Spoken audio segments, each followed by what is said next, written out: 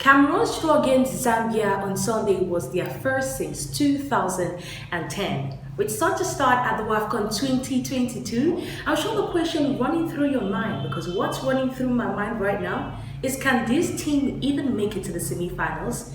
That bar we've set high? Well, let's discuss right here and talk about Africa. Well, before we get, I just want to clear the air. This isn't the first time Cameroon has played a draw game in the opening fixture of the Women Africa Cup of Nations. They have actually drawn 3 games in history before, and the last date as far back as 2010 when they played a 2-2 tie with Equatorial Guinea, and in 2006 they played a 1-1 tie with DR Congo, and in 2004 they played a 2-2 game with Mali. That is even not their worst, because they've also lost 3 games in the opening fixture of the Total Energies Women Africa Cup of Nations. That goes as far back as 2002, where they lost to South Africa 1-2, and in 2008 they lost to Equatorial Guinea 1-0, and in 2012, that's the last tournament they lost in their opening fixture. That is a loss to Nigeria 2-1. But in all, they have always dominated in the opening fixture, scoring 5 times. So registered 5 wins in 1998, in 2000, in 2014, 2016, and 2018. Welcome back. So 4 games have been played so far in the Total Energies Women's African Cup of Nations, currently going on in Morocco, and the one that we will be hammering on this time around is the game Cameroon against Zambia.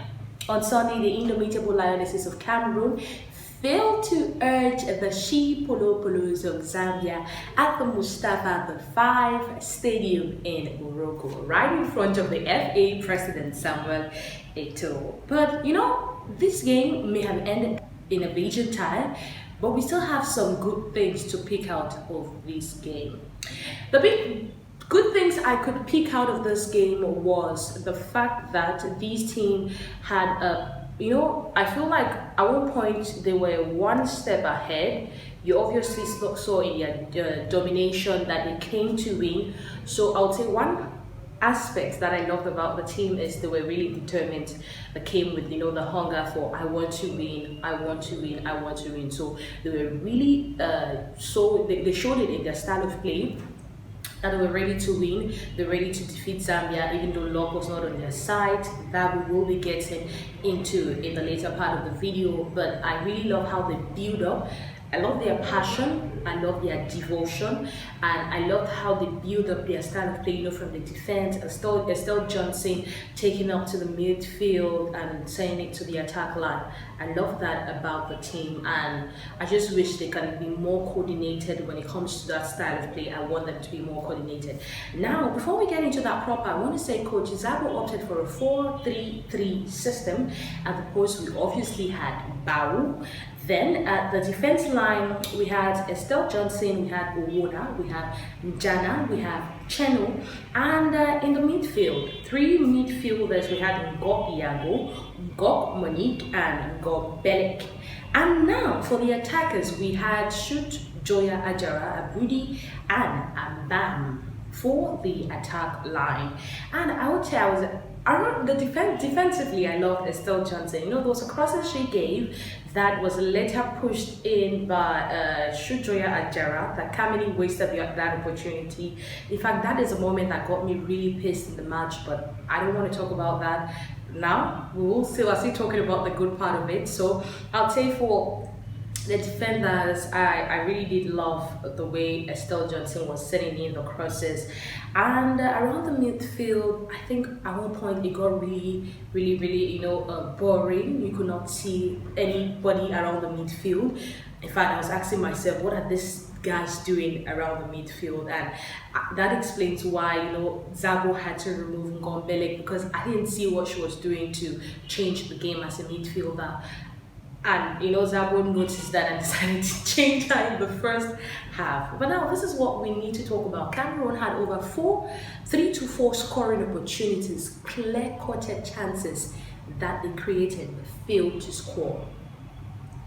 And I don't know why, because for a team that is so experienced, a team that has never missed any edition of the Women's African Cup of Nations, a team that has been to the World Cup, a team that has finished as finalists, a team that is second in Africa when it comes to women football, making such errors, because defensively, there's this player, I really have forgotten her name, but defensively she kept committing errors that I don't know what was happening.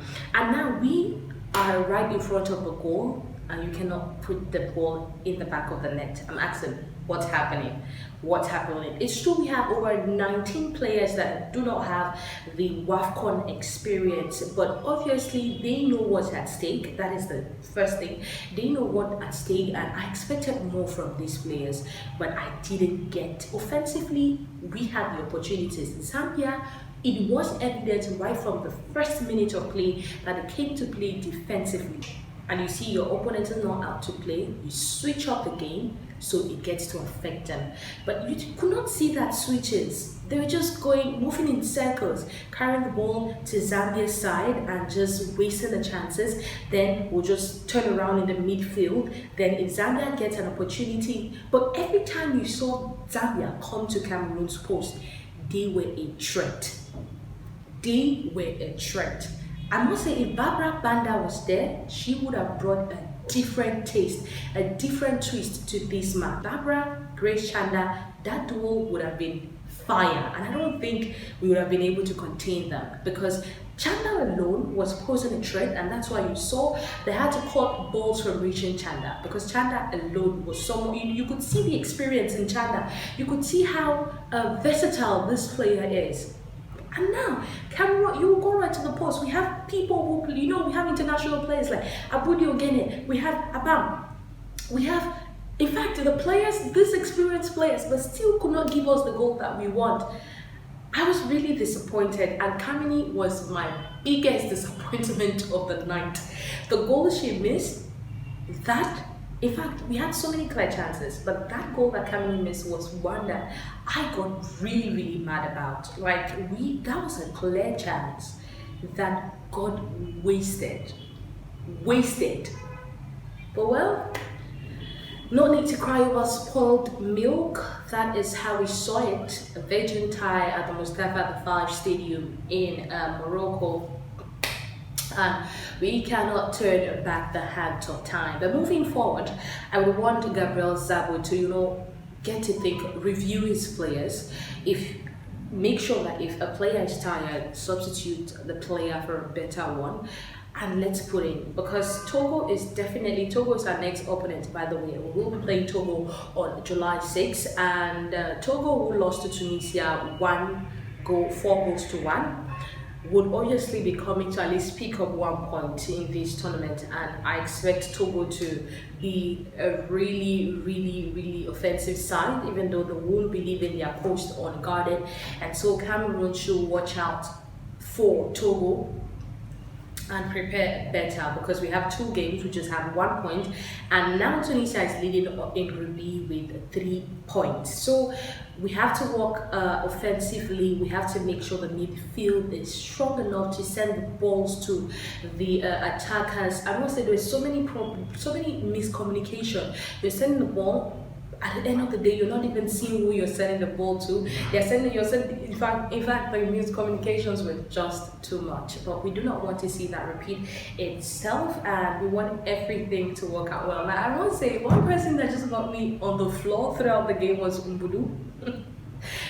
As soon as she entered, she came up with this fire energy. I'm going to change this game. Just 2 minutes, Umbudu has committed a foul. Just 2 minutes. I'm like, Umbudu, were you waiting for this? Just 2 minutes into game, Umbudu has committed a foul. I'm like, God, what is going to happen next?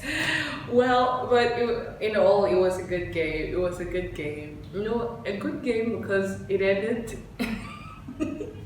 A bad game because we didn't see any spectacular game played and all, but it wasn't a bad one in total, I must say. So we just want Gabriel Zabo to work on it, because we cannot say anything now.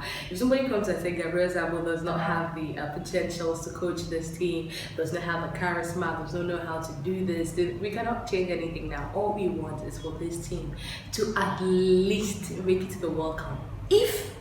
Well, you know, the ultimate is the prize, but if they cannot, at least let's have something to look forward to in 2023. That will be the World Cup. But we wish all the best to the different teams. I must say, I will be coming back tomorrow to talk about a roundup of day one in this ongoing WAFCON 2022.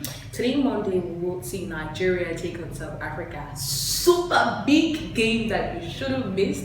And then we will see Burundi take on Botswana. Another big game you should have missed. Now, I'll come back, let's discuss about this. And I want you to share your thoughts in the comment section. Make sure you like, share, and subscribe. See you until next time.